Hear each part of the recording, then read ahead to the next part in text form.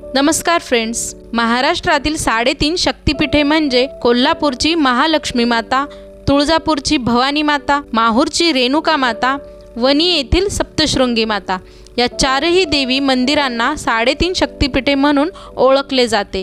यामध्ये कोल्हापूरची महालक्ष्मी, तुळजापूरची भवानी आणि माहूरची रेणुका ही पूर्ण पीठे आहेत, तर वणीची सप्तशृंगी अर्धे पीठ आहे। कोल्हापूर हे करवीर निवासिनी श्री महालक्ष्मी अंबाबाईचे मंदिर आहे। महाराष्ट्रात असलेल्या मंदिरांच्या 3.5 शक्तिपीठांपैकी एक आद्यपीठ आहे, महामातृक स्थान आहे।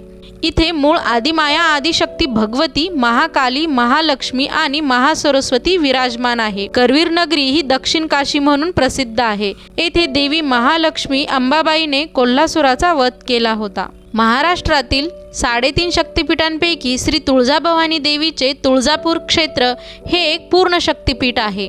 आई तुळजाभवानी देवी ही महाराष्ट्राची कुलस्वामिनी म्हणून ओळखली जाते। ती आदिशक्ती पार्वती मातेचे रूप आहे। छत्रपती शिवाजी महाराज या मंदिरात नेहमी येत असत। जगदंबेने कुक्कुरासुराचा वध येथेच केला होता। रेणुका देवी ही महाराष्ट्रातील 3.5 शक्तिपीठांपैकी एक पीठ आहे। या देवीला एकवीरा, यमाई, एल्लुआई आणि यल्लम्मा अशा विविध नावांनी विविध प्रांतात संबोधले जाते। ही देवी आदिशक्ती पार्वती देवीचे प्रगट रूप महाकाली म्हणून पूजिले जाते। रेणुका देवीला साऱ्या जगाची आई अर्थात जगदंबा असे म्हणतात।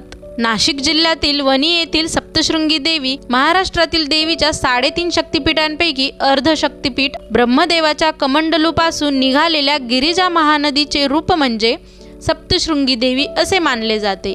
आदिशक्ती हे मूळ स्थान आहे असे मानले जाते। देवीचे 18 भुजा सप्तशृंग रूप येथे पाहावयास मिळते।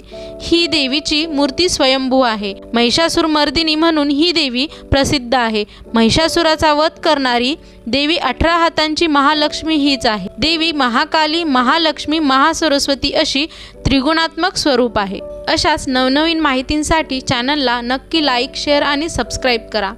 धन्यवाद।